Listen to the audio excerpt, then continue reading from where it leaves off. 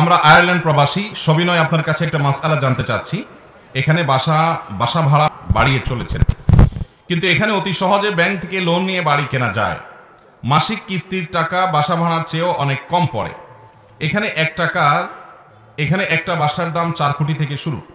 বাসা কেনার সময় আমাদের ইন্স্যুরেন্স করতে হয়। যদি কেউ লোনের টাকা পরিশোধ করার আগে মারা যায়, তাহলে ওই ইন্স্যুরেন্স কোম্পানি লোনের টাকা ব্যাংককে পরিশোধ করে। এত টাকা জোগাড় করে নগদে কোনো বাড়ি কেনা অনেকটাই অসম্ভব আমাদের সবার জন্য। আমরা এখানে বাংলাদেশিরা 2 ভাগে বিভক্ত হয়ে গেছি। কেউ বলছে লোনে বাড়ি কেনা হারাম, আবার কেউ বলছে প্রথম বাড়িটা লোনে কিনা হালাল হবে, যেহেতু আমার বাড়ি কোনো অভিজাতের জন্য নিচ্ছি না, শুধুমাত্র অসুবিধায় পড়ে নিচ্ছি। এমত অবস্থায় ব্যাংক থেকে লোন নিয়ে বাড়ি কিনা কি ইসলাম অনুমোদন করে? দয়া করে এই ব্যাপারে কোরআন ও সুন্নাহর আলোকে একটা মাসআলা দিলে আমরা আপনার কাছে কৃতজ্ঞ থাকবো। আল্লাহ আপনাকে নেখায়াত দান করুন। অনেক লম্বা প্রশ্ন। এই প্রশ্ন উত্তরে আমরা বলতে চাই, দুনিয়াতে টিকে থাকার জন্য মাথা গোজার একটা ঠাঁই দরকার আছে, কিন্তু বাড়ির মালিক হওয়াটা আবশ্যক না। আমি জানি যে পৃথিবীর অনেক দেশেই যারা ভাড়ায় থাকেন তাদেরকে অনেক বেগ পেতে হয়, বাসা ভাড়া খুঁজে পাওয়া কঠিন হয়, ভাড়া অনেক বেশি হয়।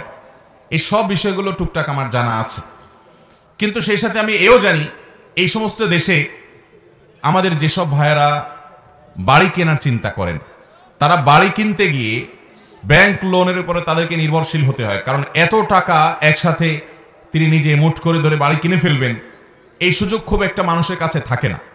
এখন কথা হলো, এই যে ব্যাংক লোন নিয়ে বাড়ি করা, যারা বিভিন্ন অমুসলিম প্রধান দেশে থাকেন তারা প্রায় সবাই এই প্রশ্নের সম্মুখীন।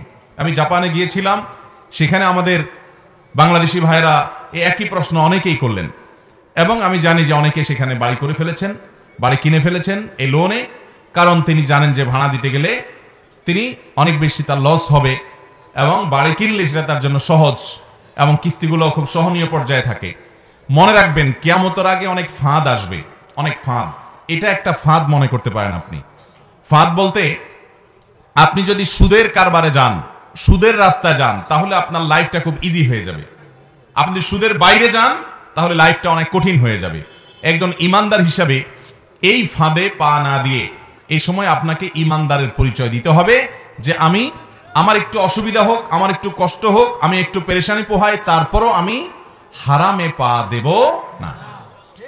মনে রাখবেন, সুদি লোন নিয়ে বাড়ি করা এটা আপনার জীবনে এমন কোনো বিষয় না যে আপনার দেয়ালে পিঠ থেকে গেছে। যে সমস্ত ভাইরা এটাকে হালাল করার জন্য একটা যুক্তি দাঁড় করিয়েছেন যে এই বাড়িটা তো শখে এবং স্বাদে নিচ্ছি না, এই বাড়িটা তো বাধ্য হয়ে নিচ্ছি, এটা যারা বলছেন তাদের কাছে আমার বিনীত আরজ হলো, আপনাকে আয়ারল্যান্ডে যায় উঠার জন্য কে বাধ্য করছে? বাংলাদেশে আপনার থাকার জায়গা নাই, তো আপনি আয়ারল্যান্ডে যায় উঠছেন, দাওয়াতের নিয়ত যদি থাকে আপনি উঠেন, অসুবিধা নাই। আপনি সেখানে পড়াশোনা করতে গেছেন, সেটা আপনি যেতেই পারেন। আপনি ব্যবসা বাণিজ্যের কাজের জন্য গেছেন, শরীয়ত অনুযায়ী আপনি যেতেই পারেন। কিন্তু আপনি নিজের দেশ, মাতৃভূমি সব ছেড়ে ছুড়ে সেখানে চিরকাল বসবাসের জন্য, একটু আরামের জীবন যাপন করবার জন্য সেখানে গিয়ে উঠেছেন। আমি জানি সেখানে গিয়ে উঠার অনেক কারণ আছে, অনেক অভিমান আছে আমাদের প্রবাসী ভাইদের, বিশেষ করে যারা ইউরোপ আমেরিকাতে থাকেন তাদের অনেক অভিমানের জায়গা আছে। তার একটা হলো যে এই দেশে আমরা কিভাবে থাকবো, এই দেশে মেধার কোনো মূল্য নাই, চোর ডাকাত 2 নম্বর, এবং যারা ঘুষ দিতে পারে, রাজনীতি করতে পারে, যারা তেল মারতে পারে, এই মানুষগুলোর দাম আছে, যোগ্য মানুষের দাম এ দেশে আসলেও নাই। তাদের সেই দাবির সাথে আমরা পুরোপুরি একমত যে হ্যাঁ, আমাদের দেশে এরকম একটা বাজে অবস্থা আছে, কিন্তু তাই বলে এই দেশটাকে পরিবর্তন তো আমাকেই করতে হবে। এই দেশের এই দুরবস্থার পরিবর্তন আমি না করে সেখান থেকে আমি চলে গেলাম, তাহলে এটা তো প্রশংসনীয় কোনো কাজ হতে পারে। আমি আমার সমস্ত ভাইদের প্রতি পরিপূর্ণ শ্রদ্ধা রেখেই বলছি, যারা বিভিন্ন দেশে গিয়ে পাড়ি জমিয়েছেন, তারা যদি সেখানে দাওয়াতের উদ্দেশ্যে যান, সেখান থেকেও তারা তাদের আত্মীয় স্বজন হক আদায় করেন, তাহলে সেক্ষেত্রে শরীয়তের দৃষ্টিকোণ থেকে তারা কোনো অন্যায় করছেন না। কিন্তু আমার কথা হলো, আপনি যে যুক্তি দিয়ে এই সুদি লোন নিয়ে বাড়ি করাটাকে হালাল করছেন, আপনাকে সেটা বাধ্য করেছে কে? আপনি তো নিজের প্রতি নিজে সেটা বাধ্য করেছেন। আপনি সেখানে গিয়ে স্থায়ী বসবাস করার যে আপনি চিন্তা ভাবনা করেছেন, আপনাকে সেটাতে কেউ বাধ্য করে নাই। এছাড়া আপনার কাছে বিকল্প আছে। শরীয়তে হারামটা হালাল হয়। হারামটা হালাল হয় কখন?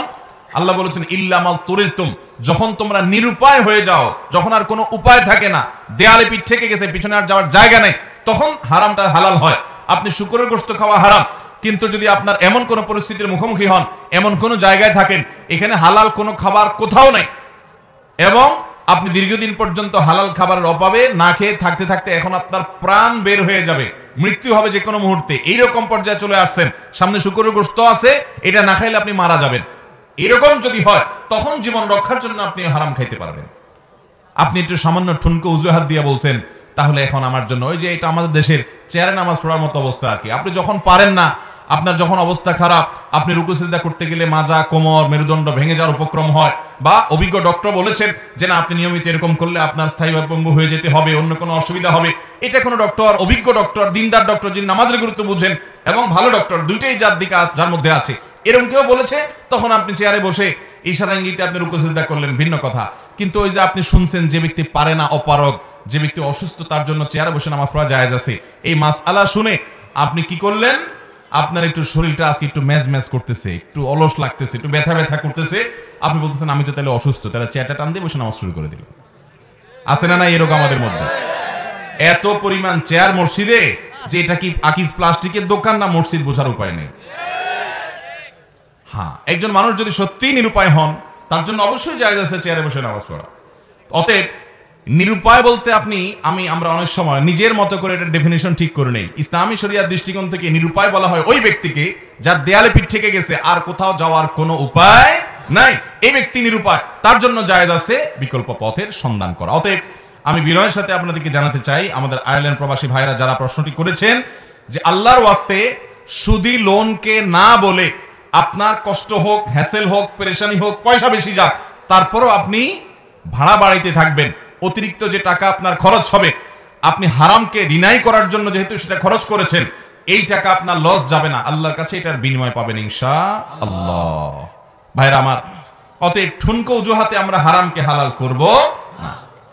আর যদি আপনি এরকম কোন প্রতিষ্ঠান পান, যেমন আমি জানি অনেক দেশে ইসলামিক কিছু প্রতিষ্ঠান আছে যারা লোন দেয় ইসলামিক শরিয়া অনুযায়ী, অথবা সেখানকার কোন প্রতিষ্ঠান থেকে যদি আপনি শরিয়ার নিয়ম অনুসরণ করাতে পারেন তাহলে আপনার জন্য জায়েজ। যেমন তাদেরকে বললেন, দেখো আমি অমুক বাড়িটা কিনবো নিয়ত করেছি, সিদ্ধান্ত নিয়েছি, তোমরা আমাকে বাড়িটা কিনে আমার কাছে তোমরা আবার বিক্রি করো। একটা প্রতিষ্ঠান আপনার জন্য ব্যক্তিগতভাবে এতটা করার কথা, যদি ছোটখাটো কোনো প্রতিষ্ঠান হয় এটা আপনি করতে পারেন, যে তারা বাড়িটা কিনলো কথার কথা এত টাকা, 1 কোটি টাকায় আপনার কাছে এটা 1.5 কোটি টাকা বিক্রি করলো এবং কিস্তি করে দিল, তখন সেটা জায়েজ হবে যে তারা বাড়ি কিনে নিয়েছে, বুঝে নিয়ে তারা আবার আপনার কাছে বিক্রি করেছে, তাহলে এবার প্রফিটে তারা বিক্রি করতে পারে। কিন্তু বাড়ি আপনি কিনেছেন বাড়ির মালিক থেকে, শুধুমাত্র তারা পেমেন্টটা দিয়েছে, এটা লোন স্বরূপ, এবং পরিশোধে আপনি অতিরিক্ত টাকা দিচ্ছেন, এটা সুদ হবে, এবং এটা জায়েজ হওয়া এই ঠুনকো অজুহাতে কোনো অবস্থাতেই সম্ভব নয়।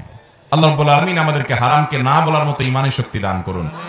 শুনেন, আমার এই বয়সে আমি অনেক বীর দেখেছি। বীর চিনেন আপনারা? আমরা তো বীর মনে করি হলো যে খুব লড়াই করতে পারে, বাহাদুরি করতে পারে। আজকালকার যুবক পোলাপান তো মনে করে যে ওই যে ফুটবল নিয়ে দৌড়াদৌড়ি করতে পারে, এরা মনে হয় বীর। আসল বীর কারা জানেন? আসল বীর হলো ওই সমস্ত মানুষেরা যারা দুনিয়ার অনেক বড় লোভনীয় অফারকে ছুঁড়ে ফেলে দেয় আল্লাহকে খুশি করবার জন্য। এর চাইতে বড় বীর, এর চাইতে বড় সাহসী মানুষ আর হতে পারে? এরকম বহু সাহসী মানুষ, এরকম বহু বীর দেখার সৌভাগ্য আমার জীবনে হয়েছে, যে তারা আল্লাহকে খুশি করবার জন্য অনেক হারাম অফারকে ছেড়ে ফেলে দিয়েছে। আমার পরিচিত এক ভাই একবার আমার মসজিদে, উনি বৃষ্টিতে শেয়াল ভেজা হয়ে বাইক চালিয়ে আসছেন সুদূর নারায়ণগঞ্জে, অনেক আগের কথা, তখন আমার বাসা ওখানে ছিল। কি হয়েছে? ভাই একটা মাসআলা জানার জন্য আসছে। কি মাসআলা? আমি অমুক অফিসে চাকরি করি, এই আমার জব, আমার এই জবটা হালাল হবে কিনা এতদিন আমার মাথায় ছিল না। আপনার একটা প্রশ্নোত্তর সেশনের একটা প্রশ্নের উত্তর জানার পর আমার মধ্যে সন্দেহ তৈরি হলো, তাই জানার জন্য আসছি। সন্ধ্যার পরে অন্ধকার, ভয়ঙ্কর ঝড় বাতাস, বৃষ্টি, এর মধ্যে ভদ্রলোক ওই বাইক নিয়ে চলে আসছে। আমি বললাম তো এটা তো আপনি কালকেও জানতে পারতেন, 2 দিন পরেও জানতে পারতেন, এই বৈরী আবহাওয়ার মধ্যে আসলেন। আমাকে ভদ্রলোক বললেন, ভাই যদি এর মধ্যে আমার মৃত্যু হয়ে যায়, আমি সেজন্য চলে আসছি। আমি অবাক হয়ে গেলাম যে কি তাকওয়া তার। যাই হোক, মাসআলা তাকে বললাম, মাসআলা অনুযায়ী তার চাকরিটা হালাল হয় না। বললাম ভাই এটা তো হালাল হয় না। তিনি সিদ্ধান্ত নিয়ে এলেন চাকরিটা ছেড়ে দেওয়ার, চাকরি ছেড়ে দিলেন, এবং তিনি যে চাকরি পেতেন সেখানে প্রায় লাখ টাকার মতো বেতন পেতেন। এই ভদ্রলোক সেই চাকরি ছাড়ার পর আর ওই রকম চাকরি পান না, কারণ এই লাইনে যেখানে যান সব হারাম আর হারাম। আমাদের অনেক যুবক ভাইরা আসেন আমাদেরকে বলেন, হুজুর আপনারা শুধু যেদিকে তাকায় ওদিকে শুধু হারাম বলেন, এটাও করা যাবে না, ওইটাও করা যাবে না। এই যে ডাক্তার সাহেব আছেন, ওনারা হাদিয়া তোফা কোম্পানিরা ওনাদের বাসা বাড়িতে অনেক সময়, আমি ওনার কথা বলছি না, ডাক্তার সাহেবদেরকে দেয়, তো আমরা বলি যে না সেটা হালাল না।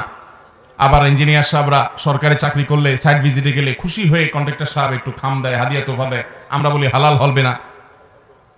আবার কেউ দোকানে বিড়ি সিগারেট বিক্রি করে, বেচারা ব্যবসা করতে গেছে, আমরা বলি এইটা বিক্রি করা হালাল হবে না। আবার কেউ কাপড়ের দোকানদারি করে, আমরা বলি কাস্টমার যদি মহিলা হয় তাহলে তার চেহারার দিকে তাকায় কথা বলেন না, বরং নিচের দিকে তাকায় কথা বলেন। তারা বলে ভাই এরকম করলে কাস্টমার থাকে না, আমরা বলি সেরকম করলে চায়া চায়া কথা বললে বেপরদার সাথে মিষ্টি সুরে খোশ গল্প বসায় যদি কাস্টমারের কাছে মাল বেচার চেষ্টা করেন তো হালাল হবে না। আমাদেরকে অনেক সময় দোকানদাররা জিজ্ঞাসা করে, হুজুর আমরা আন্ডার ইনভয়েস করতে হয়। অনেক সময় দেখা যায় আমি হার্ডওয়্যারের দোকান দেই, মিস্ত্রিরাই বেশিরভাগ আমার কাস্টমার, তারা খালি ইনভয়েস নিয়ে যেতে চায়, খালি ভাউচার তারা নিয়ে যেতে চায়, নিজেদের মতো তারা বসায় নিবে। আমরা জানি 2 নম্বরই করবে, কিন্তু এটা না দিলে তারা আসে না। আমরা বলি হালাল হবে না। তো আমাদের অনেক ভাইরা বলে, হুজুর আপনাদের জ্বালায় আমরা কি না খাইয়া মরবো? যেদিকেই যাই এটা হালাল না, ওইটা হালাল না, ওইটা হালাল না, সব আপনারা এরকম বলেন। ভাইরা আমার, অনেকে বলেন যে আল্লাহ তাআলা এরকম আমাদের জন্য এত বাইন্ডিংস কেন দিয়েছেন? আসলে আল্লাহ তাআলা আমাদেরকে ভালোবাসেন, সেজন্য আল্লাহ জানেন আমাদের কোনটাতে ক্ষতি হবে, কোনটাতে ধ্বংস আসবে। আল্লাহ তাআলা সেটা আমাদের জন্য নিষেধ করেছেন। একটা ছোট বাচ্চা, সে অনেক কিছু ধরতে চায়, অনেক কিছু ধরতে চায়। আপনার বাড়িতে একটা মোমবাতি জ্বালাইছেন, মোমবাতির মাথায় আগুন জ্বলছে, আগুনটা লাল এবং হলুদের মিশ্রণে অপূর্ব একটা সুন্দর দৃশ্য আগুনের মধ্যে আছে। 2 বছরের একটা বাচ্চা ছেলে কিন্তু আগুনটা ধরতে যায় কি যায় না? কারণ সে দেখে আগুনটা আবার নাচতেছে, আবার কালারফুল, দেখতে তো চমৎকার, এটা ধরলে মনে হয় আমি জান্নাতি সুখটুক পাবো, সে কিন্তু ধরার চেষ্টা করে। বাপ মা কি করে? বাধা দেয়। শুধু বাধা দেওয়া, সর্বশক্তি দিয়ে বাধা দেয়। কোনোভাবে আগুন ধরতে বাচ্চাকে দেয়? বাচ্চা ছুরি দেখলে ধরতে পছন্দ করে। আমার মা ছুরি দিয়ে তরকারি কাটে, পেঁয়াজ রসুন কাটে, এটা সেটা কাটে, কেচি দিয়া কাপড় কাটে, এটা সেটা কাটে, বাচ্চা দেখে। তো বাচ্চা মনে চায় যে আমার মা এত কিছু কাটে, আমি একটু কাটি। সে একটু ছুরিটা চায়, নিতে চায়, বাপ মা নিতে দেয়। এরকম অনেক কিছু বাচ্চারা করতে চায়, বাপ মা কিন্তু করতে দেয় না। বাচ্চা তখন কি করে? কান্না শুরু করে। কান্নার যে গতি থাকে, সেই গতি এবং তার যে বডি ল্যাঙ্গুয়েজ, সেটা দেখে মনে হয় সে বলতে চাচ্ছে যে আমি এই সামান্য জিনিসটা চাইলাম, আমার মা বাপ দিল না, পাষাণের মতো, হৃদয়হীনের মতো আমাকে দূরে সরাই দিল, ওইটার কাছেই যাইতে দিল না। এরা কি মানুষ? বাচ্চার হাবভাব দেখে এরকম মনে হয় না? অথচ বাচ্চা যতই কাঁদক কেঁদে মরে যাক, মা কিন্তু এটা ধরতে দেয়। এটা কি বাচ্চার ভালো করে না খারাপ করে? বান্দাকে আল্লাহ রাব্বুল আলামিন অনেক নিয়ামত থেকে দূরে সরায় রাখেন। বান্দা চায় আরে আমার এই চাকরিটা হয়ে যাক, ওই ব্যবসাটা আমি সাইন করি, আমার ওই কাজটা হয়ে যাক, কিন্তু আল্লাহ দেয় না। সে অভিমান করে, আরে আল্লাহ মানে কেন দেয় না? সে জানে না সে যেটাকে কল্যাণকর মনে করছে এর পেছনে তার জন্য অকল্যাণ নিহিত থাকতে পারে। আল্লাহ তাআলা হয়তো সেজন্য তাকে সেটা দিচ্ছেন না। অতএব আল্লাহ রাব্বুল আলামিন যেগুলো হারাম করেছেন সেগুলো আমাদের জন্য অকল্যাণকর, সেজন্য আল্লাহ তাআলা কি করেছেন? হারাম করেছেন। বিধায় আল্লাহ তাআলা যেগুলো নিষিদ্ধ করেছেন সেগুলোকে ছুঁড়ে ফেলে দেওয়া, হারামের লোভকে ছেড়ে একেবারে ছুঁড়ে ফেলে দিয়ে শুধুমাত্র আল্লাহর নির্দেশের সামনে মাথা নত করা, এটা হলো প্রকৃত বীরত্ব। ওই যে ভাই কথা বলছিলাম, লাখ টাকা বেতন পেত, বেচারা ওই চাকরি ছাড়ার পর মাত্র 20,000 না কত টাকা বেতনটা চাকরি পাইছে, কোনো মতে তার জীবন যাচ্ছে। এবং সে আমার অফিসে একদিন আসলো, জিজ্ঞাসা করলাম কত টাকা এখন চাকরি করেন, কি বললো যে অবস্থা। আমার নিজের কাছে খারাপ লাগলো যে বেচারার এত কষ্ট হচ্ছে। আল্লাহর কি আজীব কুদরত যে সে যখন আসছে আমার অফিসে, ওই টাইমে সে যে জগতে কাজ করে ওই জগতের একজন বড় ব্যক্তি, অনেক বড় একটা প্রতিষ্ঠানের এমডি, উনি আমার অফিসে আসছেন, 2 জন মুখোমুখি। তখন আমি এমডি সাহেবকে বললাম যে আপনার তো এই রিলেটেড কাজ, আর এই যুবক হারামকে ছেড়ে দিয়েছে আল্লাহর ভয় এবং সে বিষয়ে দক্ষ এক্সপার্ট, আপনি চাইলে তাকে নিয়োগ দিতে পারেন। উনি বলেন যে আমি তো এরকম লোক খুঁজতেছি। এবং দেখলাম যে আল্লাহ রাব্বুল আলামিন কিভাবে তার জন্য তার সে ক্ষতিপূরণ করে দিয়েছে। অতএব ভাইরা আমার, আমরা হারামকে না করব, হালালকে আলিঙ্গন করব এবং মাথায় রাখবো তাতে আমাদের যত ক্ষতি হয় হোক, যত স্যাক্রিফাইস করা লাগে লাগুক, চেষ্টা করবো না ইনশাআল্লাহ। আল্লাহ আমাদের সবাইকে সে তৌফিক দান করুন।